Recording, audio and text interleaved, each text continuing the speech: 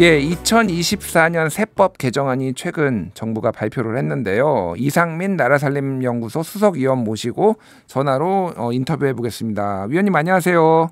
예, 안녕하세요. 예, 일단 정부에서 발표한 2024년 세법 개정안 가장 좀 핵심적인 내용이 어떤 건지 좀 설명해 주시겠어요? 예, 핵심은 이 상속세를 낮췄다라는 것이 핵심입니다. 상속세, 예. 예. 아, 이거밖에 없나요?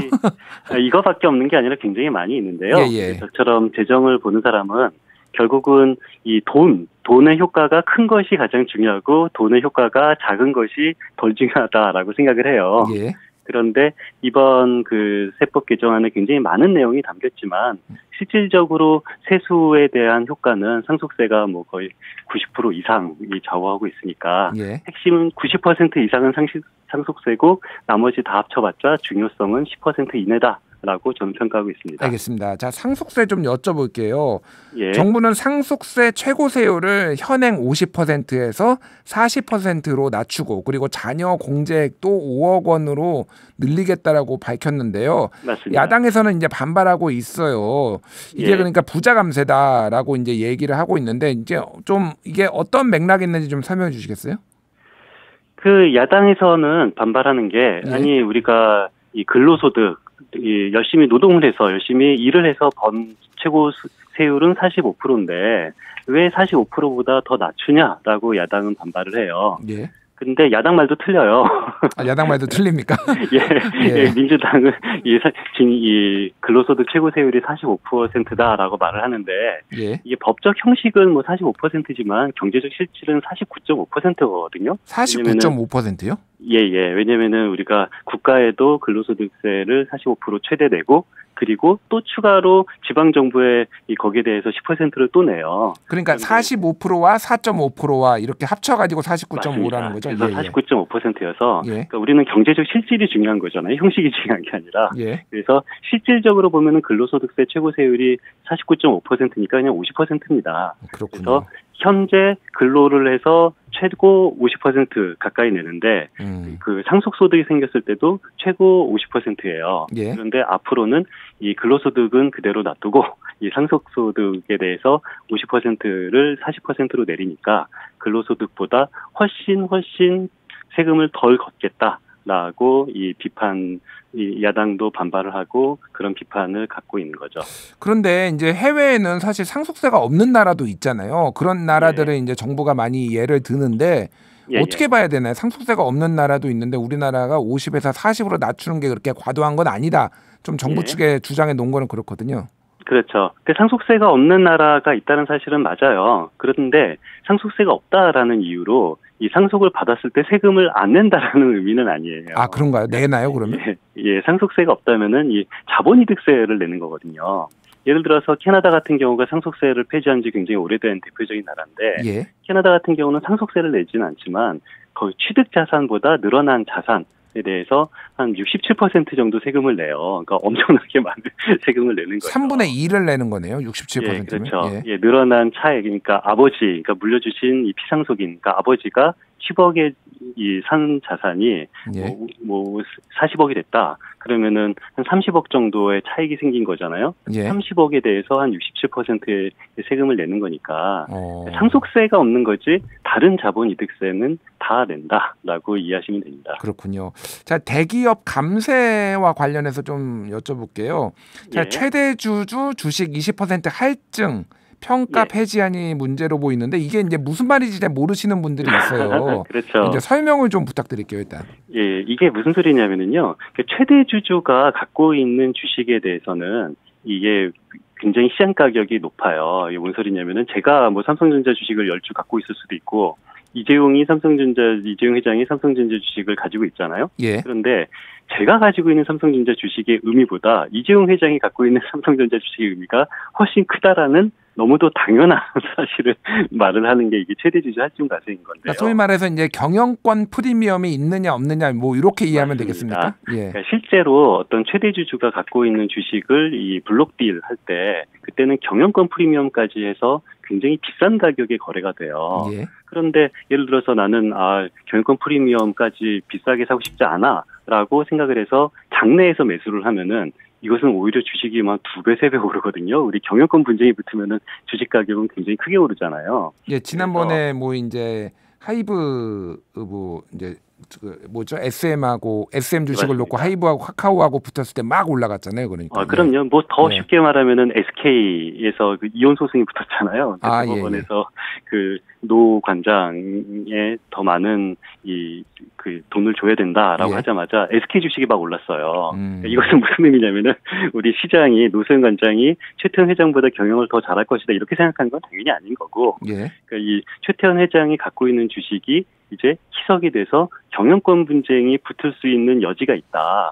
그러면은 당연히 경영권 분쟁이 붙으면은 주식은 오를 수밖에 없는 거고요. 예. 그것을 우리가 경영권 프리미엄이라고 보통 말을 하고 그 부분에 대해서 과세를 하자라는 겁니다. 그러니까 이 우리나라 모든 세금은 실질과세 원칙이에요.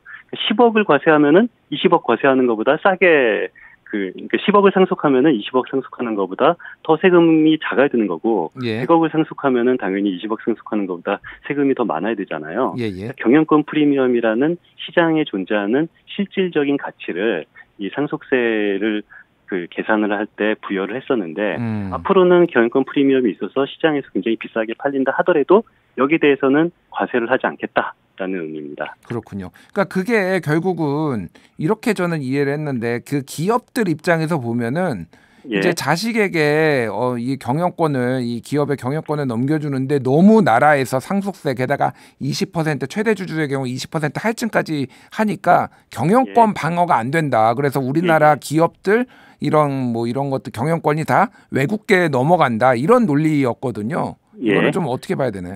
일단 그 말은 틀린 말이에요. 왜냐면은 기업이 자식에게 이 경영권을 줄 수는 없습니다. 정확히 말하면은 그 기업의 지분을 갖고 있는 사람의 자손에게 이 지분을 넘기려고 하는 거지. 기업은 어떤 일이 있어도 이 특정 어떤 자식에게 이 돈을 넘길 수는 없고요. 제가 이 말을 왜 하냐면은 상속세는 어떤 기업도 상속세 부담이 없어요. 상속세를 내는 것은 기업이 내는 것이 아니라 그 기업의 지분을 갖고 있는 사람이 자기의 지분을 자기 뭐 아들이나 딸한테 이 지분을 줄 때 개인이 내는 것이 상속세지. 그러니까 소위 말하는 이제 오너가 내는 거죠, 그러니까. 예. 오너라는 말도 저는 틀리다고 보고요. 그것도 틀렸나요? 100% 지분을 갖고 있지 않고서는 그 기업의 오너라고 말할 수가 없죠.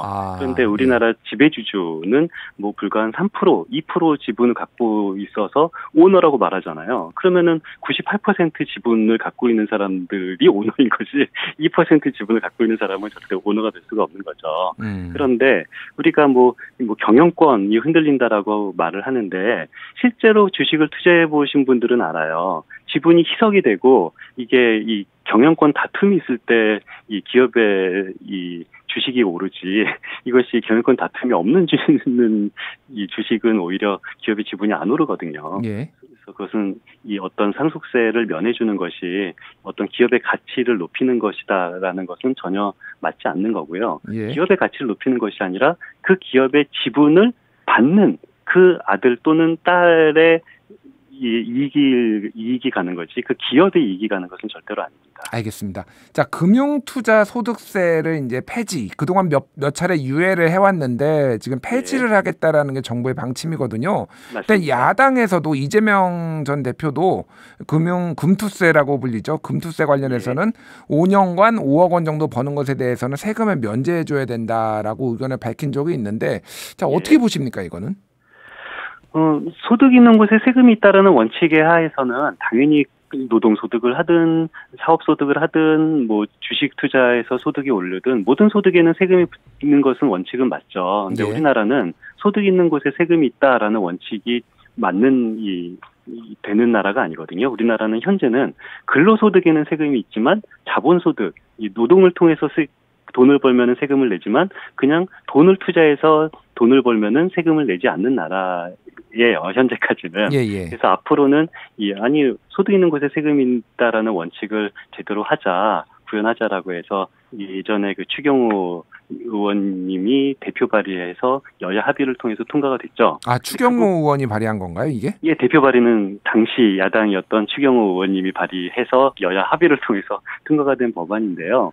근데 이 부분에 대해서 이 정부안은 폐지를 하자. 라는 거고, 민주당 기재위원들은 아니다, 이거는 여야 합의를 통해서 추경호 의원의 뜻을 따라서 이것은 이 내년 1월 1일부터 과세를 해야 된다라고 말하고 있고요. 근데 민주당 대표 이재명 대표 같은 경우는 여기 대해서 좀 유예를 하거나 뭐 좀 더 완화를 하거나라고 말을 하고 있는데요. 앞으로 국회 논의 과정을 지켜봐야 될 것 같습니다. 그렇군요. 뭐 대선 행보를 위해서 조금 우클릭하는 거 아니냐 이재명 대표가 뭐 이런 전망도 분석도 있는데 대표 의견은 그런데 예. 실제로 제가 기재위 민주당 의원들과 얘기를 해보면은 굉장히 강경하더라고요. 아, 그래요? 이거는 뭐 약간의 뭐 부작용을 없애기 위해서 좀 개정은 할 수는 있지만 그래도 1월 1일부터 시행하는 거에 대해서는 변함이 없다라고 아주 확고하게 말을 하고 있습니다. 알겠습니다. 여기까지 듣겠습니다. 지금까지 이상민 나라살림연구소 수석위원과 함께 세법 개정안 얘기 나눠봤습니다. 감사합니다. 예, 감사합니다.